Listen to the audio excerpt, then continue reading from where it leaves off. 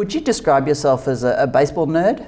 I think I'm a baseball nerd, but I'm more just a human performance nerd, I could say. Like I've always searched for that edge, and I want to do well, and I don't want to leave anything unturned. So I'm out there trying to find ways to be better. So I think baseball nerd, love the game, but then like just everything that comes with it, I guess. Bazzana! Travis Bazzana has emerged as one of the elite players in college baseball. We've said all we can say about this youngster. As impressive a hitter that we have seen in a long time. Take us back to where it all began. 3 years old, your dad had you bunting with a modified Coke bottle. That progresses to the batting cage. As an Aussie kid, what made you turn to baseball instead of sticking with cricket? I guess from a young age, cricket in the backyard, baseball at the field, and then at 10 I started playing cricket, like actually in clubs and representatively, but baseball just was more, I was more passionate about it. If there was extra time for me to put practice into something, it was baseball, and I loved it. And I'd say I was probably a little bit better at baseball than I was at cricket, so it made it a little easier. But I just sort of had a passion for it from super young, even though I loved just the competitive nature of all sports, and what my friends were doing was playing rugby, soccer, cricket, but I always wanted to be great at baseball. For most kids who play an American sport, they'll do anything to get over there, but progressing through the ranks, you had the nous to turn down the early money when the scouts came calling. What goes through your head at such a young age when you're being offered the dream? It's kind of a shock, and you think, wow, this is an opportunity that maybe I can't pass up, because it puts me right on the path to my dreams and aspirations. But then again, having the right people around me from 12, 13 years old, you sort of process what the pathway is going to look like when you hit 15, 16, and what those opportunities that may come will look like. So it's amazing, and you really kind of jump at the opportunity at first glance. I obviously wanted to be a baseball player and play in the US my whole life, but it had been years of sort of figuring out what was going to be best for me, so the decision becomes easier because you've thought about it for a while. I was lucky enough to go and play in a tournament in Arizona and get recruited by Oregon State. And then, yeah, I've been there 2.5 years now, and it's just been everything I could have asked for and more. If I could write it out in a script myself, it would be that and more. So just the coaching staff, the fan base, the people around me in Clubhouse, Oregon, and everyone sort of supporting me has been incredible. And I've built, I have these mentors and these people that are just so close to me that have helped me grow so much, so fast. And things are changing rapidly, and it's been incredible. In the second, he swings and hammers it. If it's fair, it's the record on its way. Fair ball! So long, Bazzana's done it. He's the all-time career home run leader at Oregon State. Coming from Australia, you sort of don't know what your competition is going to look like and what your teammates are going to look like, and you go in with some uncertainty, and the only way you can kind of curb that is just by the best prep you can. And so again, I spent my 6 to 8 months after high school in Australia working, save some money up, but also just preparing the best I could to be at a level where I wouldn't be outmatched. And I wanted to be able to compete as a freshman at Oregon State. And I prepared, and lucky enough, I played in a summer league before I got to Oregon State, where I was playing against college competition, and it allowed me to find that true confidence and know that I'd be good enough to compete as soon as I got there. So putting so much time into understanding what the kind of player that I needed to be was at that time. Like, what does a quality college baseball player look like? What does a first-round draft pick look like? And these 21-year-olds in the US or from the Dominican Republic, what kind of standard of player are they, and how do they carry themselves? And I was able to, I felt like, grasp that and then train my weaknesses, my strengths, and just build myself into the player that I knew I could go out and just trust my ability on the field when I got to the US. And so, again, we were hitting, and I just remember having a conversation about where I'd fit in, how good I thought I'd be as soon as I got to the West Coast League. And I did have true confidence in myself, and I started hot there, and I kind of just rolled with it, and it's been a journey since, yeah. Ground ball back up the middle to the right of the second baseman, Bazzana. A jump throw to first in time for the out. Tremendous play by Bazzana. When you took that step, you're so far from home. How do you keep your important connections close? How do you keep that going? FaceTime.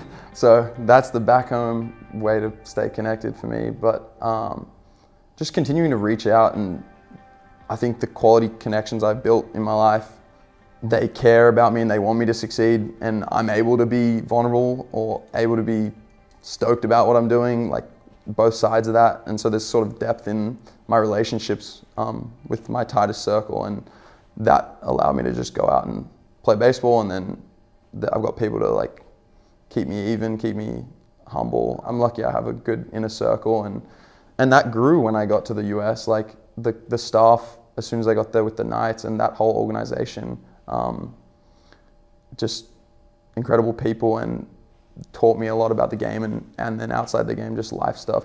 I'm really intrigued by the fact that you put together something for your pitchers to talk to them about where they should be throwing, and then talking to your team about your ethos, and almost wanting to bring people on your journey. In Australia, that would be seen as, you know, people would try and probably cut you down and say, get back in your box. But your team really embraced that. What was that like for you? That was incredible. So it all started with, I kind of built myself into a leader on the team, and I gained respect from my teammates and my coaches over time, freshman year, and past that, with the way I went about my business. And I felt that respect had built up, and going into my sophomore year, I felt like I needed to kind of step into more of a role, and it came naturally. And I remember I luckily enough got to sit next to our head coach, Mitch Canham, on a flight, and he was talking to me about his plans for the fall and how he wanted guys to teach guys things and like understand, listen to each other, and that sparked conversation of how guys can get better and how we can improve as a team. And I was like, let's do it. I'm gonna build some presentations for when we get back to school. I spent 10 weeks in Seattle that summer, and I had a lot of free time to build those presentations and what I wanted to show the team. And I sort of kept researching and kept building on some things that I thought we could improve on, and some things that we lacked some application and knowledge of, especially on the technology side of things. And yeah, I built some presentations and they went well. It was sort of, I worried that my pitching coach would feel like I was stepping on his toes, but it's a credit to like the staff and the people that we have at Oregon State. It's not like I'm the coach and don't tell me anything, why are you teaching, kid? It's like they push that because they understand that you don't know everything, and even things they know, like sometimes it's good for the players to hear it from a player. And so I took that and ran with it, and I think it just, again, adds that sort of depth with your relationship with teammates, and knowing that your teammate cares to make the team better and win is exactly what you need. Keep it simple. Hey, hit it, kid. Travis Bazzana. Coach, you might want to stay around after that swing. I'll stay on. Keep doing that. Keep it going. I mean, there's your guy right there. He's phenomenal. Amazing human being, amazing athlete. He's a gem. You mentioned Seattle, and that was when you bypassed the Cape Cod League to go to Driveline. Why did you make that decision? Because of course the Wooden Bat League is where the scouts get the best look at you.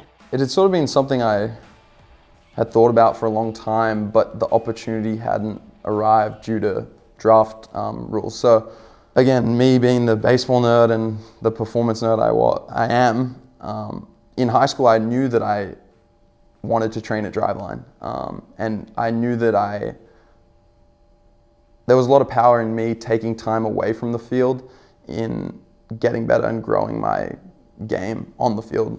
So I sort of enjoyed taking off seasons back in Australia in high school to get stronger, get faster, and just hone my mechanics in my game to then go back into the season stronger.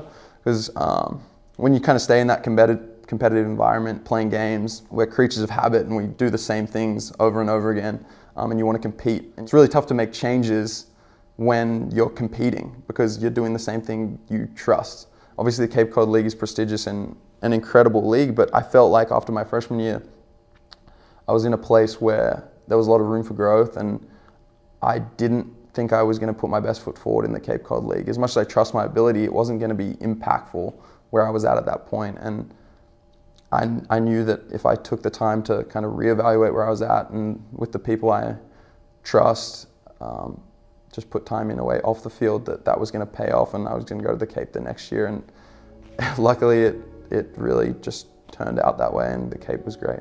Well, it clearly went rather well. The Commodores' first cycle, MVP, won a batting championship. What did that mean to you? Because on paper, it looks like you're ticking off your to-do list, but inside, that was a pretty special moment, right? Yeah, it was pretty surreal. I never really set the goal coming to the US that I wanted to be the Cape Cod MVP, but I knew I wanted to play in the Cape Cod and I knew it was going to make an impact on me being the kind of draft pick I wanted to be and the player I wanted to be. But again, going into it, I had supreme confidence in myself and I knew that with a wood bat I could sort of have great success in the league. The people around me there and the Cape was just, I felt comfortable there, and I went out and performed every day and it went well. So I guess it was a to-do list thing, but also not something I'd envisioned for a long time. It kind of just happened. So who do you draw inspiration from? I mean, there's a few in Australia that you can follow in their footsteps, so to speak. It feels like you're going to transcend what any other Aussie has been able to do. When you look at the honour boards at Oregon State, there's big names there. Who do you look at and think that's where my inspiration comes from? Growing up, my inspiration came from probably Trent Olchin, who was an Australian major leaguer. He really provided me with confidence at times where you sort of have uncertainty and you're just a young kid trying to figure it all out. Yeah, definitely an inspiration to me and the kind of similar player to what I wanted to be and what I am starting to become. So he was great to me, but then once I committed to Oregon State, it became Adley Rutschman, Jacoby Ellsbury, and Michael Conforto, Nick Madrigal. These are some of the names at Oregon State that are really in the history books. And again, I remember when I got recruited, one of the first questions I asked our recruiting coordinator and assistant coach at the time, Pat Bailey, was, what do Adley, Nick, and these names I just mentioned, what makes them different? What separates them from the rest of the pack? And yeah, the way they carry themselves as people, the way they treat everyday strangers or Hall of Famers they meet, it's all sort of positive and the same, and they're always searching for an edge and putting in the consistent days of work. I knew my goals, but understanding and having those people that have been around Oregon State to look to and lots of mutual people with those sort of idols of mine allowed me to find out what they do and how I can implement it myself. Mitch Canham told us a story. Mitch was watching his kids play Little League, and he thought he saw Travis walking on the other side of the field. So he called him and said, "What are you doing right now?" And Travis said, "Well, I'm at the Little League game." And he said, "Why?" He had promised a kid that was going to play Little League that he'd come and watch him play. That's who Travis Bazzana is. Travis, you sound predominantly still Australian. There's a little bit of an American twang creeping in, but as an Aussie over in the States, do you bring any Australiana to the clubhouse, to your team, any customs, cultural stuff? No doubt, yeah.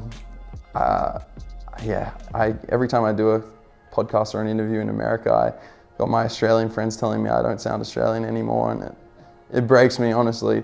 It makes me unique over there, I guess, and if I lose the accent, it'll be all downhill from there. But yeah, I think I'm getting it back a little bit. It's always fun in the clubhouse with the guys because they sort of make fun of me and the things I say, and sometimes I'll say things in random moments that they've never heard before.